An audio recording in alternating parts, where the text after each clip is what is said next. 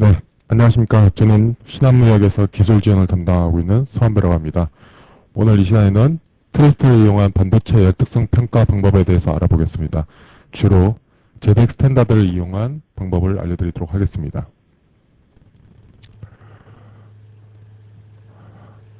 먼저 저희 신한무역과 취급하고 있는 제품군에 대해서 설명을 드리자면, 저희는 멘토 그래픽스 미케니컬 어널리시스 디비전에서 만들고 있는 제품군들을 취급하고 있습니다.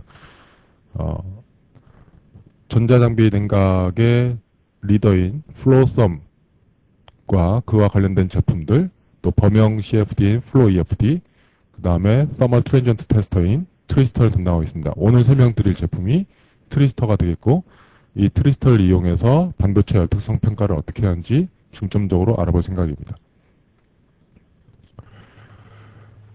이 트리스터라는 제품은 믹레드라는 곳에서 만들어졌습니다. 이 믹레드는 멘토 그래픽스의 미케이카 어널리시스 디비전의 일원입니다. 믹레드는 먼저 1997년에 부다페스트 공과대학에서의 스피노프로 시작이 됐습니다.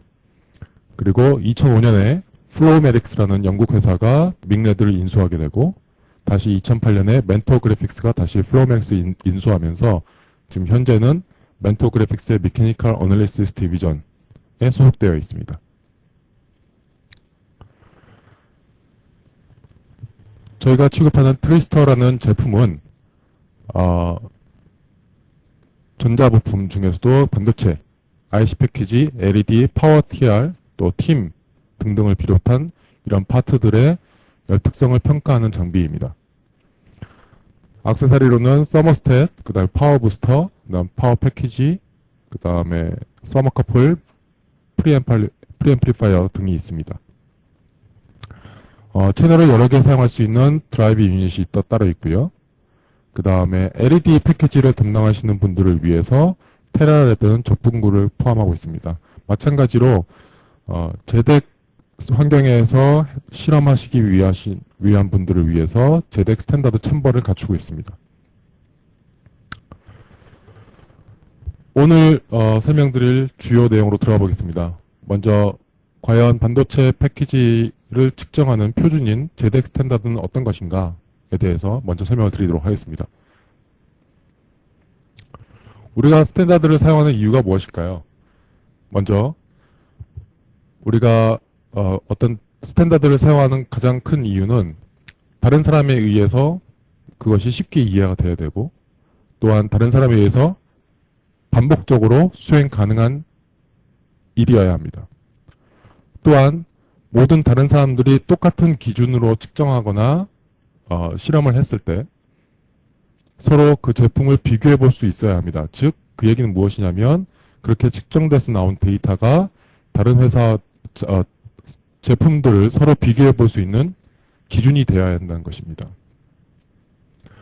측정 기준으로서 갖춰야 할 것은 일단 용어 정의가 있을 것이고, 그 다음에 거기서 사용하는 물리량과 테스트 방법, 그 다음에 순서, 절차 등들이 모두 정의되어 있어야 합니다. 마찬가지로 테스트 환경, 그 다음에 데이터를 어떻게 리포팅하는 것 방법까지 전부 다 정의가 되어 있어야 합니다.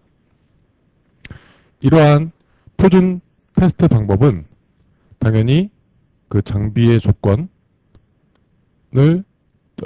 반영하게 되고, 그러한 특성은 사실 실제 제품하고는 약간 거리가 있게 되어 있습니다. 그것은 왜 그러냐면 실제와 비교했을 때 우리는 그 제품의 특성을 단순화할 필요가 있기 때문에 그렇습니다. 그것은 우리가 언제든지 새로 제품을 테스트하거나 아니면 이해하거나 하기 위해서는 좀 더 간단한 매트릭이 필요하기 때문에 그렇습니다. 물론 이런 재생산 가능한 그 측정을 위해서는 당연히 실제 현상이 약간 모디파이 돼서 심플리파이 돼야 합니다. 좋은 스탠다드는 굉장히 실제 조건을 잘 만족시키는, 또는 실제 조건을 잘 묘사하는 그런 매트릭을 포함하게 될 것입니다. 자, 저희 제덱 제덱에서 그 열 측정 관련 표준은 제덱 커미티 15 커미티에서 실행하고 있는데 그 15 커미티에서 자주 인용하는 예제입니다. 예를 들어서 우리가 실제 생활에서의 말을 한번 생각해 보죠. 저 말이라는 동물은 사실은 개별적으로 다 다를 것입니다. 예를 들어서 색깔도 다 다를 것이고, 뭐 성별도 다를 것이고, 근육의 함유량도 다를 것이고, 뭐 치아 배열도 다르겠죠. 그런데 그거를 우리가 만약에 표준 말 모형을 만든다고 생각을 해보죠. 그렇다면 거기에는 개별적인 특성들은 다 빠져야 될 것입니다. 그리고 우리가 그 말이라는 동물을 기술할 때 표현할 수 있는 공통적인 특징들을 잘 담고 있어야 합니다. 예를 들어서 다리가 4개라든지, 그리고 몸통이 있고, 목이 있고, 머리가 있고, 꼬리가 있다라든지, 그 다음에 대략적인 무게가 얼마나 된다? 뭐 이런 것들이 평균적인 말이라는 동물을 모사할 수 있는 매트릭을 담아야 할 것입니다. 우리가 말하는 측정 표준이라는 것도 이와 같이 실제 반도체 패키지를 어떻게 단순화해서 표현할 것인가 하는 데 초점이 맞춰져 있습니다. 자, 우리가 지금 방금 비유했던 이 말이라는 동물 대신 파워 트랜지스터를 예로 들어보도록 하겠습니다. 실제 제품에서의 파워 트랜지스터에는 뭐 강제 냉각하는 히싱크가 달려있을 수도 있고, 뭐 순행으로 달려있는 히싱크가 달려있을 수도 있고, 자연대로 냉각하는 히싱크가 달려있을 수도 있습니다. 근데 우리가 그걸 표준적으로 모사하기 위해서 저 히싱크 쪽은 무한 평판이다. 예를 들어서 그쪽에서는 굉장히 잘 냉각이 이루어지고 있다. 따라서 리퀴드 쿨링되는 콜드 플레이트에 부착이 되어 있다. 라고 가정하고 테스트를 해볼 수가 있습니다. 자, 이러한 심플리파이가 반드시 필요하다는 뜻입니다. 우리가 고전적인 스탠다드는 JESD 51-1번부터 13번까지 이어지는 다큐먼트에 들어가 있습니다. 여기에는 우리가 제덱에서 측정하고 있는 표준에 대한 용어 정의와 그 다음에 아주 기본적인 테스트 메소드에 대해서 다양하게 담고 있습니다. 오늘 설명드릴 것은 그 베이직 테스트 메소드 중에서도 일렉트리컬 테스트 메소드가 어떤 걸 담고 있고 그리고 측정 환경은 어떻게 되는지에 대해서 간략하게 말씀을 드리겠습니다. JESD 51, 그래서 제덱 스탠다드 다큐먼트 51번으로 시작하는 것이 바로 반도체의 열 특성을 평가하는 표준 문서가 되겠습니다. 최근에 JC15 커미티, 그래서 제덱 51 시리즈로 나가는 문서들에서 하고 있는 표준들은 뭐 투아이 모델이나 델파이 모델이라고 얘기해서 아주 컴팩트하게 저걸 더 심플리파이해서 아주 쉽게 설명할 수 있는 반도체 모델을 만드는 작업들을 하고 있습니다. 그것뿐만 아니라 최근에 등록된 것 중에 하나는 제덱 51-14, JESD 51-14라는 최근 문서는 정신에서 케이스까지의 열 저항을 측정하는 아주 새로운 스탠다드를 담고 있습니다. 그리고 이 새로운 스탠다드는 저희가 아까 설명드렸던 멘토 그래픽스의 메케니컬 어널리시스 디비전이 주도적으로 참여해서 만들어진 기준입니다. 이 JESD 51-14에 의한 JC 측정 방법은 콜드 플레이트를 부착해서 그 콜드 플레이트 쪽으로 열을 다 빼내는 그러한 측정 환경에서 측정하도록 되어 있습니다. 우리가 Thermal Transient Measurement라는 메소드를 사용하고 있는데 이 Thermal Transient Measurement를 사용하게 되면 Structure Function이라는 함수를 우리가 구해낼 수가 있습니다. 이 Structure Function은 좀 이따가 설명드리겠지만 반도체 내부에 굉장히 많은 다양한 정보들을 담고 있습니다.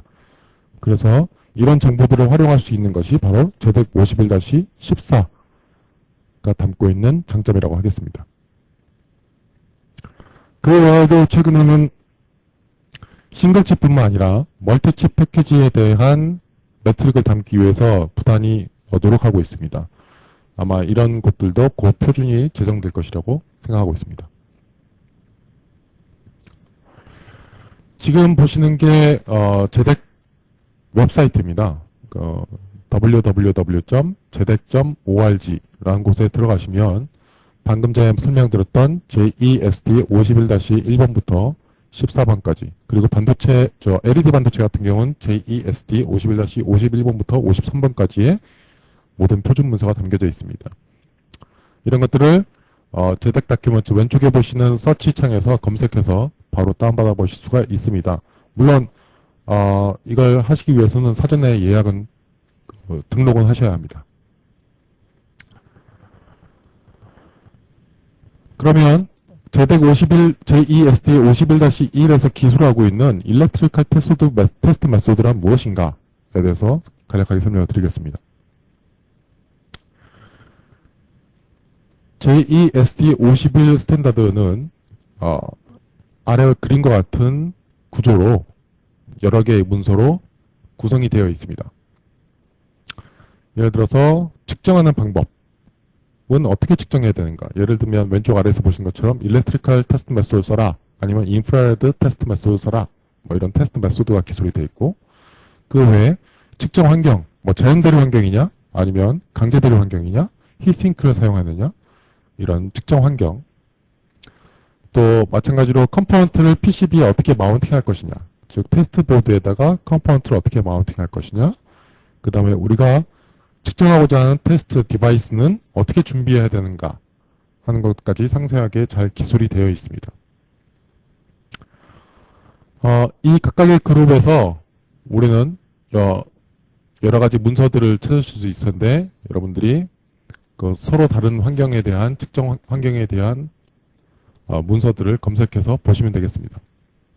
오늘 제가 설명드릴 것은 JESD 51-1번의 일렉트리컬 메소드에 대해서 먼저 설명을 드릴 것입니다.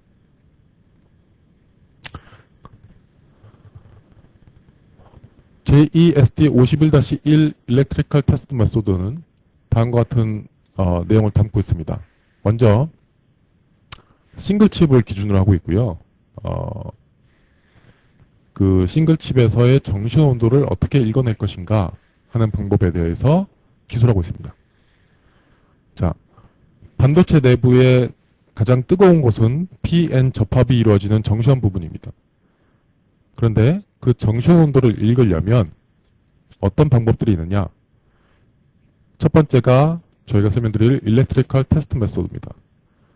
정션 템퍼러처를 바로 읽기 위해서 템퍼러처라 온도를 읽는다는 것은 그 온도를 직접 우리가 반도체 내부에서 재볼 수 있는 방법이 많지 않기 때문에 온도에 민감한 다른 파라메타를 이용해서 재게됩니다. 그래서 온도에 민감한 파라메타, 그거를 Temperature Sensitive Parameter로 해서 저희가 TSP라고 부릅니다. 그런 TSP에는 어떤 것이 있느냐? 예를 들면 다이오드 같은 경우에는 포워드 볼티지가 있을 것이고, FET 소자 같은 경우에는 스레스홀드 볼티지가 있습니다. 즉 반도체 소자에서는 볼티지가 온도에 굉장히 민감한 변수입니다. 온도가 변하게 되면 볼티지가 변하게 되는 것이죠. 그래서 정션 템퍼러처를 읽기 위해서 우리는 TSP에서 나오는 시그널을 읽게 됩니다. 당연히 온도에 민감한 인자이지만 볼티지를 읽는 것이므로 캘리브레이션이 필요하고, 거기에는 두 가지 메소드가 나와져 있습니다. 우리가 스태틱 메소드라고 부르는 방법이 있고 다이나믹 메소드라고 부르는 방법이 있습니다. 여러분들이 흔히 온도를 잰다라고 하면 떠올리시는 방법은 서머커플을 이용하는 방법일 겁니다. 그런데 이 서머커플을 온도를 잰다는 것은 그 서머커플 자체의 접촉부가 굉장히 크고, 우리가 그 서머커플 자체로 빠져나가는 열량이 상당히 크기 때문에 정확도가 많이 떨어지게 됩니다. 주로 서머커플은 그래서 정시 온도를 읽는 데 사용하는 것이 아니라 환경 온도를 읽거나 아니면 주변의 온도, 우리가 비교적 측정하기 쉬운 곳, 컨택하기 쉬운 곳을 읽을 때 서머커플을 사용하게 됩니다. 즉 정시 온도를 읽을 때는 서머커플을 사용할 수가 없다는 뜻이죠. 그래서 이러한 일렉트리컬 테스트 메소드에는, 정시 온도를 읽기 위한 일렉트리컬 테스트 메소드는 우리가 계속 설명드릴 Thermal Transient Measurement가 기본이 되어 있습니다. 그리고 이 JESD 51-1에서 Static Test Method 역시 표준으로 작동하고 있습니다. 이런 Thermal Transient Measurement 방법을 사용하게 되면 무슨 장점이 있느냐? 우리가 온도를 읽어내는 것 외에 반도체 패키지 내부에서 열전달이 일어난 경로를 따라서 굉장히 많은 정보를 획득할 수 있게 됩니다. 부가적으로. 그리고 이것이 제가 말씀드리는 반도체 열 특성입니다.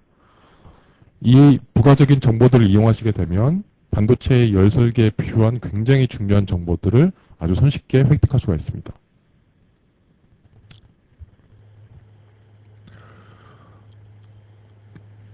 반도체에서 우리가 열 특성을 평가하는 중요한 지표로 활용하는 것이 바로 열 저항이라는 값입니다. 그리고 JESD51-1 다큐멘트에는 여전히 그 열 저항이라는 것이 어떻게 정의되는지에 대해서 설명이 나와 있습니다. 지금 저기 보시는 것처럼 열 저항이라는 값은 정쇼 온도와 그 주변의 어떤 레퍼런스 템퍼러처를 뺀 온도차, 그리고 그 온도차를 그 실제 그 디바이스가 소모한 전력, 즉 발열량으로 나눠주게 되면 그것을 우리가 열저항이라고 부르게 되는 것이죠.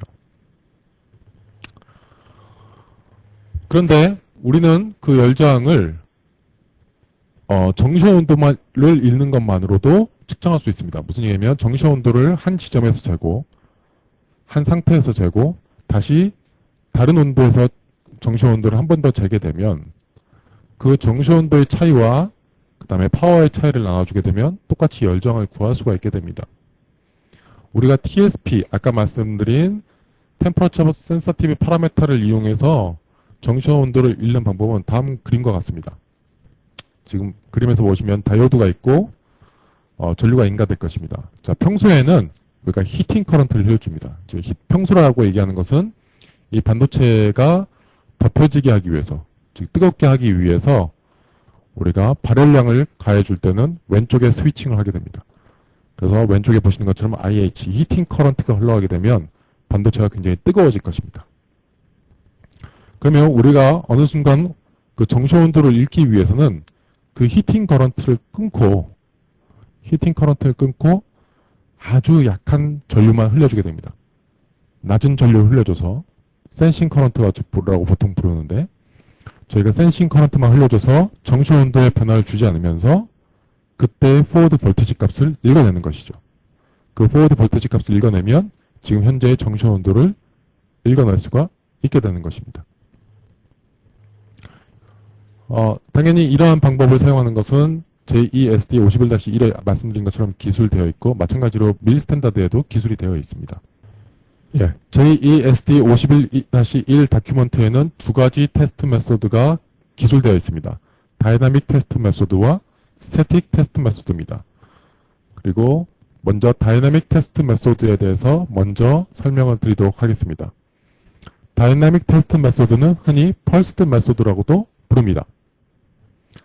그 아이디어는 매우 단순해서 정션 템퍼러처를 히팅하는 중간중간에 계속해서 읽어내려고 시도하는 것입니다.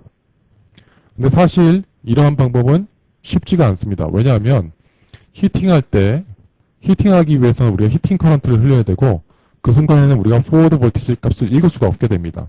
따라서 센싱 커런트만 흘려서 읽으려면 계속해서 스위칭이 이루어져야 됩니다. 그래서 어떻게 하냐면 먼저 일정한 시간 동안 히팅을 합니다. 그러면 정시 온도가 올라가겠죠? 그러면 어느 순간 잠깐 스위칭 오프해서 센싱 커런트만 흐르게 잽싸게 스위칭을 합니다. 그리고 그 센싱 커런트가 흐르는 동안 포워드 볼티지 값을 읽어서 정시 온도를 읽어냅니다. 그리고 다시 히팅을 반복합니다.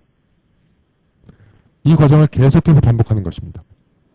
이게 바로 다이나믹 테스트 메소드입니다. 이걸 그림으로 설명을 드리면 좀 더 이해가 쉬울 겁니다. 자, 위에 보시는 지금부터 보시게 될 위에 보시는 커브가 히팅하는 순간의 그림입니다. 먼저 첫 번째 한번 측정 지점을 한번 생각해 보겠습니다. 예를 들어서 오른쪽 위에 보시는 그림에서 T1이라는 시간이 지났을 때 정시 온도를 읽는 방법을 한번 생각해 보죠. 그러면 T1이라는 시간 동안 히팅을 쭉 합니다. 그러면 아래 그림에서 보시는 것처럼, 즉 T1이라는 시간 동안 히팅을 한다는 얘기는 그 시간 동안 히팅 커런트를 계속해서 일정하게 흘려주게 된다는 것이죠. 그래서 아래쪽에 파워 쪽의 그림에서 보시는 것처럼 파워는 일정하게 공급이 됩니다. T1이라는 시간 동안. 그러면 T1이라는 시간 동안 온도, 정시 온도는 계속해서 상승을 하고 있을 것입니다. 그리고 T1이라는 시간이 되면 그 순간 히팅 전류를 끊고 매저먼트 전류로만 흘려주게 됩니다. 근데 필연적으로 여기서 불행하게도 여기서 매저먼트 딜레이가 발생할 수밖에 없습니다. 그럼 왜 그러냐면 우리가 전류를 끊어주는 순간 커패시턴스 때문에 남아있는 전류가 생기게 되고 그것이 값을 교란시키기 때문에 그 시간만큼을 피해서 약간 딜레이된 약간의 시간이 지난 후에 온도를 재게 됩니다. 그러면 사실 우리 정시 온도를 읽어야 되는 시점보다 약간 정시 온도가 식은 상태에서 측정할 수밖에 없게 되는 것이죠.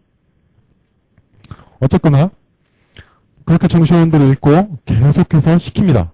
최소한 T1이라는 시간 동안 계속해서 식혀주면 우리 히팅하는 시간과 쿨링하는 시간은 정확하게 똑같습니다. 대칭이 되기 때문에 정시 온도가 다시 원래 온도로 돌아오게 될 것입니다. 그러면 이번에는 다시 T1이라는 시간보다 좀 더 긴 시간인 T2라는 시간 동안 다시 히팅을 쭉 해주게 됩니다. 그러면 아까 우리가 측정했던 T1이라는 온도보다 좀 더 높은 온도까지 정시 온도가 올라가 있겠죠? 그 상태에서 마찬가지로 히팅 커런트를 끊어주고 센싱 커런트만 흘려서 약간 딜레이된 타임에서 T2라는 온도를 읽어내게 됩니다. 그리고 다시 T2라는 시간 동안 쿨링을 쭉 해주게 됩니다. 이러한 작업을 계속해서 반복하는 겁니다. 언제까지 반복하냐면 저 정시 온도가 더 이상 변하지 않는 곳, 즉 세츄레이션 대에서 정시 온도가 이제 더 이상 변하지 않는 구간까지 이러한 작업을 반복해 주는 것입니다. 예를 들면 지금 같은 경우에 그 다음에 측정한다 그러면 T2보다 더 긴 시간인 T3라는 시간에 대해서 측정을 하게 되면 T2보다 더 높은 온도가 되겠죠. 그 상태의 온도를 읽어내겠습니다. 그리고 그 T3라는 시간의 온도를 읽어내고 다시 T4라는 시간을 읽어봤더니 T3랑 온도가 변하지 않더라. 다시 또 T5를 읽어봤더니 T4랑 변하지 않더라. 그렇게 되면 정시 온도가 스테디 스테이트에 도달하게 된 것이고 그러면 실험을 종료해도 상관이 없습니다. 지금 오른쪽 그림에서 보시는 것처럼 온도를 저렇게 차근차근 띄엄띄엄 읽어내게 되는 것이죠. 전에 설명드린 것처럼 정시 온도를 우리가 정확하게 읽으려면 저 피크 포인트에서 읽어야 하지만 우리가 측정 한계 때문에 필연적으로 이렇게 딜레이 타임이 발생할 수밖에 없습니다. 그리고 이러한 딜레이 타임에 대해서 정시 온도를 원래 온도를 읽을 수 있도록 저 커브를 엑스트라폴레이션해서 우리가 정시 온도를 예측하게 됩니다. 그리고 그런 방법도 역시 마찬가지로 JESD 51-1에 기술이 되어 있습니다. 자, 이렇게 다이나믹 메소드를 사용하게 되면 사실 저 히팅 커브가 저렇게 그림에서 보이시는 것처럼 좀 띄엄띄엄 시간에 대해서 나올 수밖에 없게 됩니다. 데이터 덴시티가 굉장히 떨어질 수밖에 없죠. 그 이유는 측정하는 시간이 만약에 데이터를 더 잘게 자르게 되면 측정하는 시간이 굉장히 길어질 것입니다. 왜냐하면 우리는 히팅하는 시간에다가 쿨링하는 시간이 계속해서 추가되기 때문이죠. 또 하나의 그 다이나믹 메소드의 큰 문제점은 LED에서 적합하지 않다는 것입니다. 왜냐하면 LED에는 여러 가지 문제가 있는데 LED라는 것은 그 빛을 내기 때문에 그 광량이 굉장히 중요한 팩터가 되는데 그 광효율이라는 놈이 온도에 민감한 특성을 갖고 있습니다. 그래서 정시 온도가 변함에 따라서 광효율이 변하기 때문에 LED에서는 되게 적합하지 않은 방식입니다. 그에 반해서 트위스터가 채택하고 있는 스태틱 테스트 메소드는 좀 전에 설명드린 다이나믹 테스트 메소드와는 좀 다른 방법을 사용하게 됩니다. 일단 가장 중요한 것은 스태틱 테스트 메소드는 아까처럼 그 히팅했다가 쿨링하는 그러한 시퀀스가 딱 한 번만 일어나게 됩니다. 즉 컨티뉴스한 메저먼트라고 우리가 부르게 됩니다. 자, 이런 방법이 어떻게 되냐면 먼저 정션을 내 히팅 커런트를 가해서 일정한 온도가 될 때까지, 즉 우리가 아까 히팅하는 커브를 쟀지 않습니까? 근데 그게 세츄레이션 될 때까지 일정한 온도에 도달할 때까지 꾸준히 놔둡니다. 그러면 정시 온도가 굉장히 뜨거운 지점이 돼서 고정이 될 것입니다. 그리고 그 순간 즉 정시 온도가 일정한 온도에 도달했다고 판단되는 순간 히팅 커런트를 끊고 그 다음부터는 계속해서 센싱을 하게 됩니다.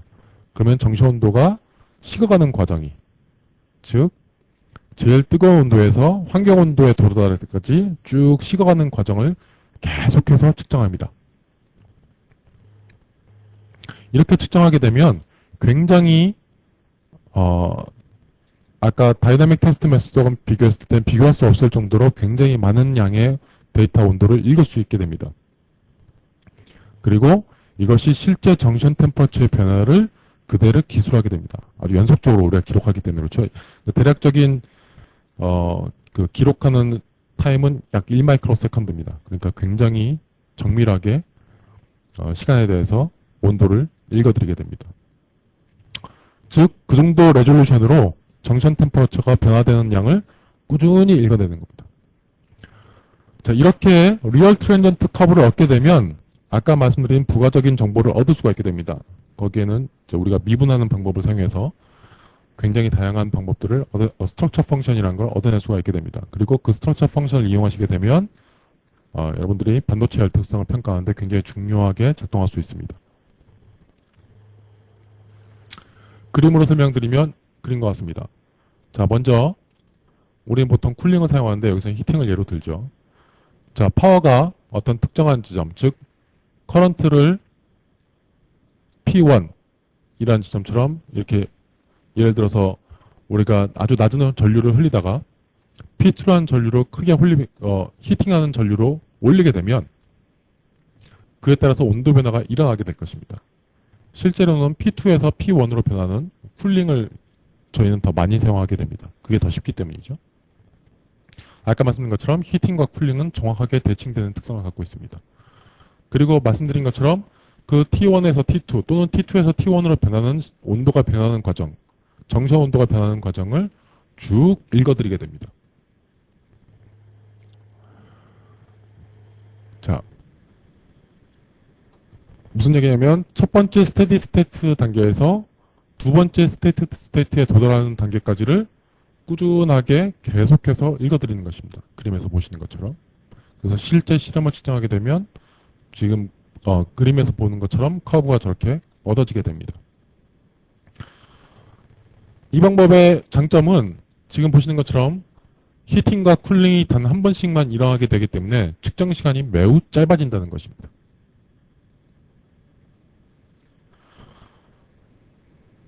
말씀드린 것처럼 이 두 가지 방법 다 JESD 51-1에 기술되어 있습니다.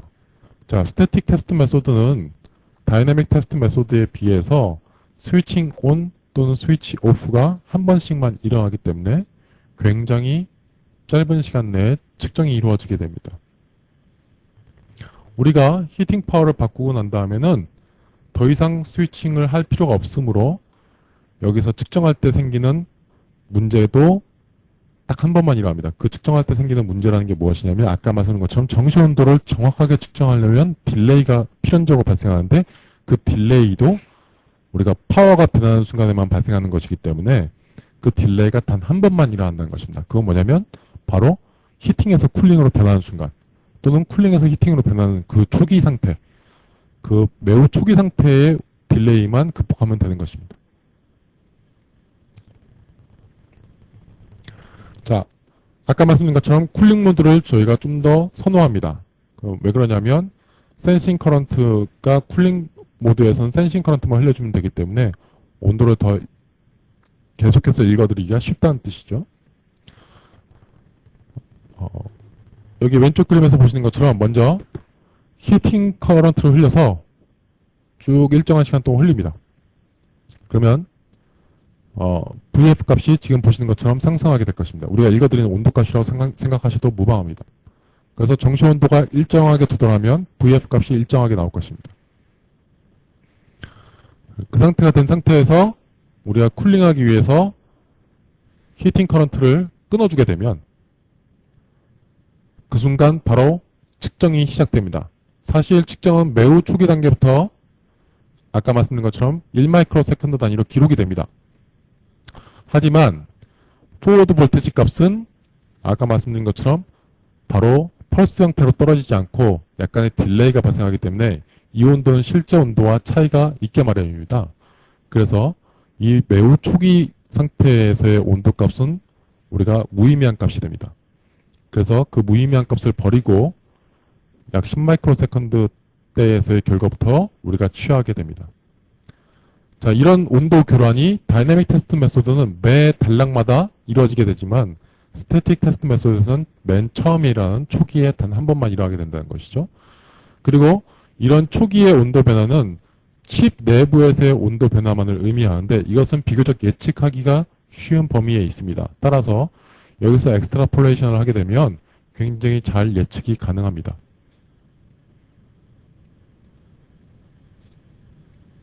이거를 우리가 전류와 우리가 측정하는 포워드 볼티지의 커브로 보면 그린 것 같습니다. 먼저 우리가 히팅 커런트로 일정하게 흘려주게 되면 우리가 측정하고자 하는 포워드 볼티지 값은 여기에 있게 될 것입니다. 그러다가 우리가 매저먼트 커런트로 센싱 커런트로 변화를 시켜주면 그 순간 온도는 변화하게 될 것이고 포워드 볼티지도 커브를 따라서 쭉 내려오게 될 것입니다. 그래서 파이널 스테이지에 가게 되면 우리가 두 번째 포워드 볼티지 값을 읽게 됩니다. 그러면 이 두 개의 포워드 볼티지 값의 차이가 결국은 우리가 측정하고자 하는 두 지점의 정시 온도의 차이가 되는 것이죠.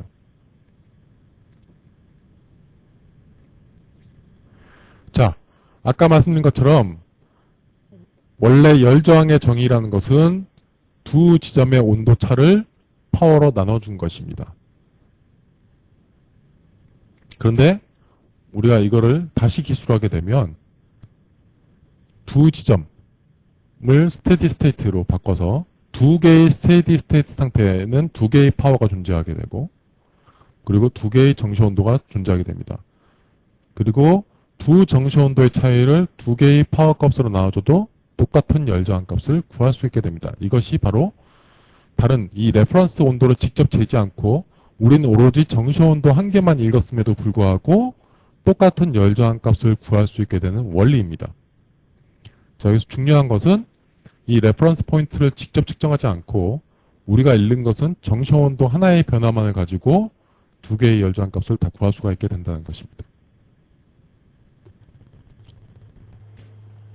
이걸 식으로 설명드리면 더 간단합니다. 예를 들어서 우리가 아까 그 열저항 정의에 의하면 첫 번째 지점, 즉 우리가 첫 번째 스테디 스테이트에서의 정션 온도를 TJ1이라고 부른다면 TJ1의 온도는 그림과 같이 이 식과 같이 기술할 수 있을 것입니다. 즉 첫 번째 우리가 줬던 파워 곱하기 열저항 더하기 레퍼런스 온도의 가 정시 온도의 정의일 것입니다. 그런데 이 열저항이라는 값은 파워나 아니면 다른 환경에 의해서 변화되는 값이 아닙니다. 우리가 환경이 동일하기 때문에 열저항 값은 파워에 의존하지 않기 때문에 항상 일정해야 합니다. 그렇다면 우리가 두 번째 지점에서의 정시 온도는 두 번째 지점 스테디 스테이트에서의 파워 그리고 레퍼런스 템퍼러처를 더하게 되면 다시 정시 온도를 구할 수 있게 되는 것이죠. 여기서 힌트는 이 두 군데에서의 열저항 값이 바뀌지 않는다는 것입니다.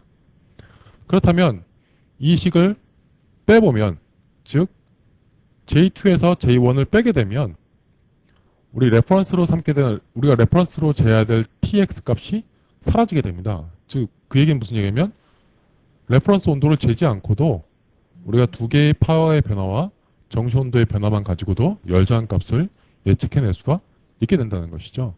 그래서 저희가 쓰는 스태틱 메소드에서는 또는 그 다이내믹 메소드에서는 정시 온도의 변화만 가지고 열저항을 재게 되는 것입니다. 그리고 이러한 방법을 사용하는 이유는 레퍼런스 온도를 재는 것보다 즉 두 지점의 온도를 재는 것보다 한 지점의 온도를 재는 것이 훨씬 더 재현이 가능하기 때문에 그렇습니다. 그리고 이런 것을 우리가 서멀 트랜전트 커브라고 부르게 됩니다. 자, 시간에 대한 정시 온도의 변화량을 우리가 Thermal Transient Curve라고 부르게 됩니다.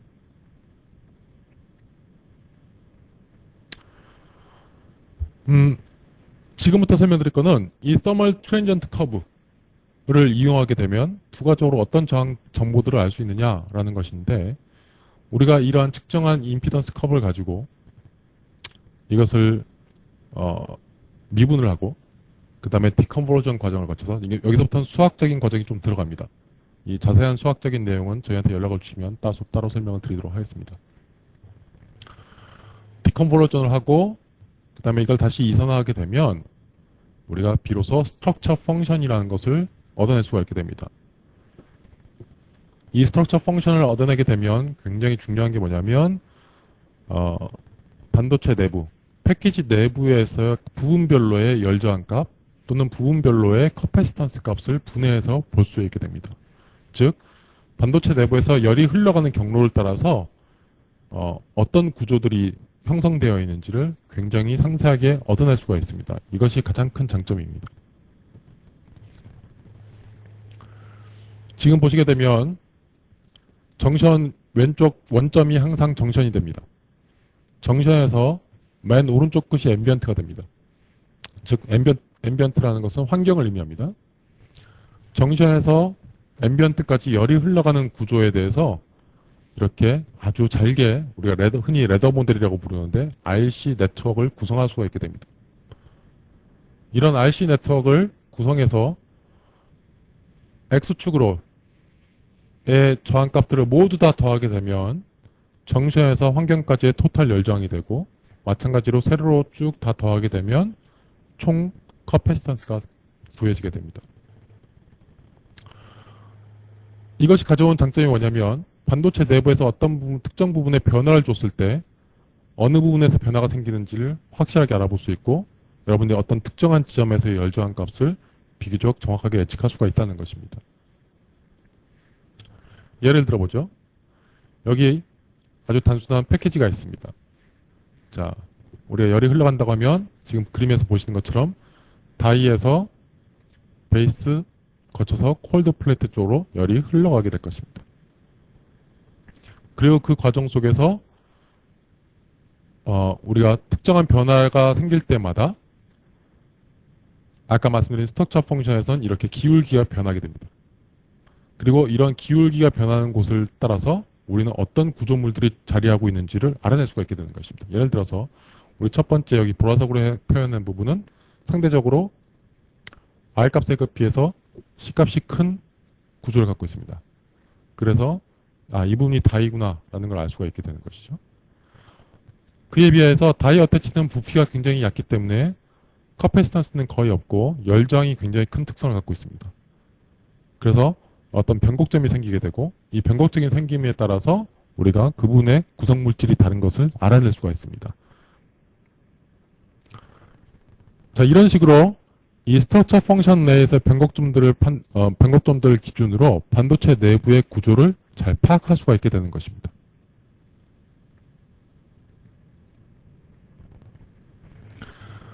저희 멘터 그래픽스 메카니컬 어널리시스에서는 바로 이러한 메소드, 지금 설명까지 설명드린 메소드를 기반으로 트리스터라는 장비를 만들었습니다. 저 트리스터, T가 3개 들어갈 때 해서 트리스터인데요.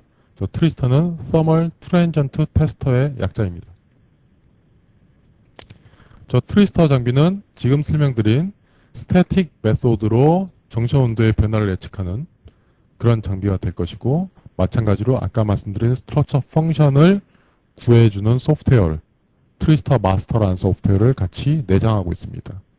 따라서 사용자 여러분께서는 반도체 측정하고자 하는 반도체 패키지에 대해서 JESD 51-1에서 기술한 스태틱 테스트 메소드를 해보실 수 있을 뿐만 아니라 거기서 얻어진 측정 결과를 토대로 반도체 내부에서의 열 특성을 스트럭처 펑션으로 얻어낼 수 있게 되는 것입니다. 이 스트럭처 펑션이 왜 중요한가, 왜 계속해서 말씀드리는가 하는 것은, 이 스트럭처 펑션을 사용하시게 되면 단순히 반도체의 열저항 값을 사용하는 것보다 훨씬 더 많은 정보를 얘기할 수 있기 때문에 그렇습니다. 지금 그림에서 보시는 것이 저희가 판매하고 있는 트리스터라는 제품의 구성입니다.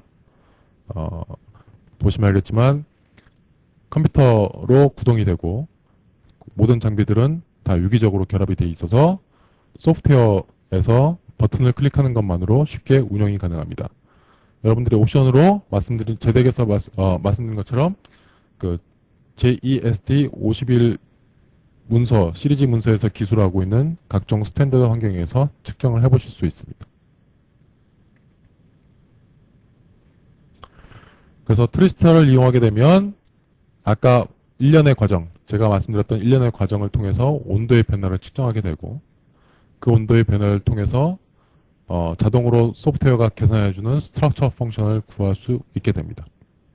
그리고 이 스트럭처 펑션을 활용하시게 되면 여러분들이 반도체 내부에서의 열 설계를 어떻게 해야 될 것인가에 대한 굉장히 중요한 단서들을 얻을 수 있을 뿐만 아니라 예를 들어서 신뢰성 쪽에서는 우리 제품 내부에서 어떤 문제가 있는지를 확인해 볼 수가 있습니다. 예를 들면 가장 많이 쓰이시는 예 중에 하나가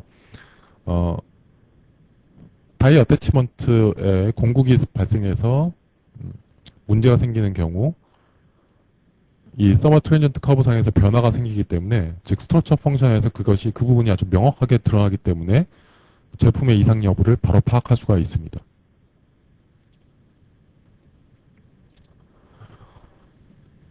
자, 트리스터를 우리가 소프트웨어에서 활용하는 방법, 즉 CFD를 이용해서 요즘 반도체를 모사하고자 하는 작업들을 많이 하시는데 저희가 판매하고 있는 플로썸이나 플로 EFD 같은 소프트웨어를 사용하시게 되면 트리스터와 아주 유기적으로 활용하실 수가 있습니다.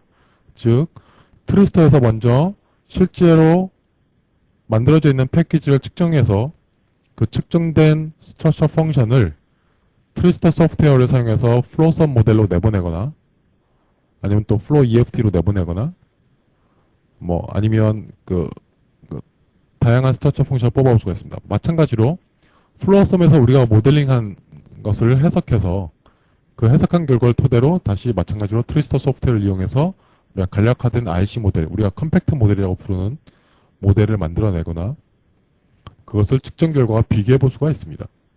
지금 보시는 것처럼 우리가 우리 반도체의 특성 또는 우리가 사서 쓰는 제품, 반도체 패키지의 특성을 시뮬레이션 해보자 할 때 그 시뮬레이션 해보고자 하는 것의 스트럭처 펑션을 구하고 그것을 트리스터로 측정한 결과를 비교해서 보시면서 스트럭처 펑션을 맞춰나가게 되면 굉장히 정밀한 반도체 모델을 만들 수 있고 그 반도체 모델을 우리가 해석할 때 시스템 레벨에서 사용하시게 되면 시스템 레벨에서 반도체 내부의 정시 온도를 굉장히 정확하게 예측할 수 있는 아주 정확한 모델이 만들어질 수 있습니다.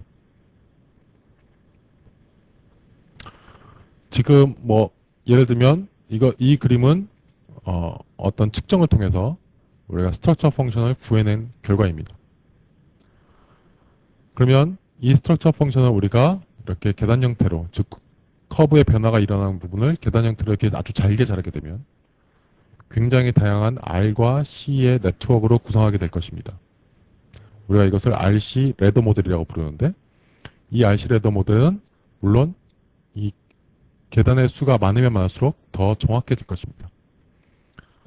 그리고 이렇게 RC 레더 모델을 이렇게 차근차근히 모델을 만들어내서 그것을 반도체 내부에서 일어나는 것, 반도체 내부에서의 변화가 일어나는 부분을 우리가 분리해냅니다. 이 방법이 JESD51-14에서 기술하고 있는 방법입니다. 그래서 반도체 패키지만의 열저항을 구해냅니다. 이 뒷부분은 반도체 패키지 내의 열저항이 아니라 테스트 환경, 뭐 예를 들어서 테스트 PCB, 또 히트싱크 이런 것들의 열저항입니다. 그 부분을 제외하고 순전하게 반도체 패키지만의 열저항을 이렇게 구워냅니다. 그러면 그 값이 얼마인지 찾아낼 수 있겠죠. 물론 이렇게 말한 R세타 JC는 여기서부터 여기까지의 열저항의 총합을 의미합니다. 그리고 이 보시는 소프트웨어에서 지금 이렇게 열저항 값을 기술해서 넣고 우리가 잘라내게 되면 그 부분까지가 RC 네트워크를 그림에서 보시는 것처럼 트리스터 마스터라는 소프트웨어에서 자동으로 추출해 줍니다. 그리고 이거를 플로썸으로 내보내기라는 명령을 이용해서 플로썸으로 내보내게 되면 그 우리가 측정하고자 하는 패키지, 우리가 측정했던 패키지의 대략적인 사이즈만 입력해 주시면 그거의 간략화된 모델이 플로우썸에서 이렇게 불러올 수가 있게 됩니다. 그러면 플로우썸에서는 그 패키지를 모델링하지 않고도 굉장히 심플하게 이렇게 기술화할 수 있게 되는데, 이런 RC 레더 모델로, 지금 측정 기반으로 한 RC 레더 모델이 임포트 되어서 왔기 때문에 우리가 디테일하게 모델링하지 않아도 굉장히 정확한 정션 온도를 예측할 수 있는, 우리가 그래서 그걸 Enhanced 2R 모델이라고 부르게 됩니다. 2R 모델보다 훨씬 더 정합성이 높은, 왜냐하면 그 2R 사이에 굉장히 많은 저항이 들어가 있기 때문이죠. 여긴 간략화해서 4개의 열정만 들어가 있지만 사실은 수십 개의 열정이 들어갈 수 있습니다. 또 마찬가지로 수십 개의 커패선스가 들어갈 수 있게 되는 거죠. 자, 수십 개의 열저항과 수십 개의 커패선스가 들어갔다는 얘기는 우리가 이 패키지를 단순하게 그림을 그려도 굉장히 많은 정보를 담고 있기 때문에 정션 온도를 비교적 정확하게 예측할 수 있다는 것이고, 또 하나는 C 값이 모두 포함된 모델이기 때문에 우리가 트랜지언트 어널리시스도 마찬가지로 할 수가 있다는 뜻입니다. 즉 시간에 대한 응답 특성 역시 볼 수가 있다는 뜻이죠. 그래서 굉장히 정합성이 높은 모델을 얻어낼 수 있게 되는 것입니다. 이렇게 하는 것이 바로 트위스터와 해석하고자 하는 소프트웨어를 같이 활용하는 방법이 되겠습니다. 이렇게 측정과 시뮬레이션이 유기적으로 결합해서 움직이면서 우리가 굉장히 정합성이 높은 모델을 만들고 방열 설계에 도움이 되는, 즉 실제 제품을 만들지 않고도 정시 온도를 정확하게 예측할 수 있는 완전히 토탈 솔루션이 완성이 되는 것입니다. 이런 인터페이스를 사용함으로 인해서 우리가 굉장히 쉽게 패키지들을 만들어낼 수가 있고, 그 다음에 빠른 솔루션을 구해볼 수가 있게 되는 것입니다. 마찬가지로 이렇게 만들어진 이네스트 투하 모델을 사용하시게 되면 반도체 제조사에서는 그 내부의 구조적, 즉 반도체 내부의 구조적인 아주 자세한 모델들이 보통 보안에 굉장히 중요한 문제이니까 그런 내부의 자세한 구조 모델들을 고객한테 오픈하지 않으면서도 고객이 우리 회사가 만드는 패키지의 정션 온도를 비교적 정확하게 예측할 수 있는 그런 서멀 모델을 제공할 수가 있게 되는 것이죠. 그래서 반도체 제조사에서는 이러한 방법을 사용해서 간략화된 모델을 고객한테 제공해 줄 수가 있습니다. 언제나 측정은 시뮬레이션과 병행이 되어야 되고, 또 시뮬레이션은 측정과 병행이 되어야 합니다. 시뮬레이션에서 정합성이 높은 데이터를 획득하는 방법은 굉장히 어렵게 마련인데, 지금 보시는 것처럼 트위스터를 활용하게 되면 실제 측정 결과를 그대로 시뮬레이션에서 사용할 수 있기 때문에 굉장히 신뢰성이 높은 데이터를 획득할 수 있게 됩니다. 즉, 테스트 베이스드 컴팩트 모델을 획득할 수가 있게 되는 것이죠. 현재로서는 반도체 레벨에서 이렇게 측정과 그 다음에 시뮬레이션, 즉 열 특성을 평가하기 위한 두 가지 양날의 칼, 측정과 시뮬레이션의 솔루션을 토탈 종합적으로 다 갖고 있는 회사는 멘토그래픽스가 유일하다고 말할 수 있습니다.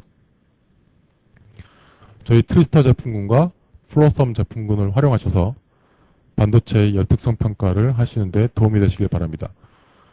오늘 설명드린 세미나와 관련해서 궁금하신 점이 있으시면 저희 신한무역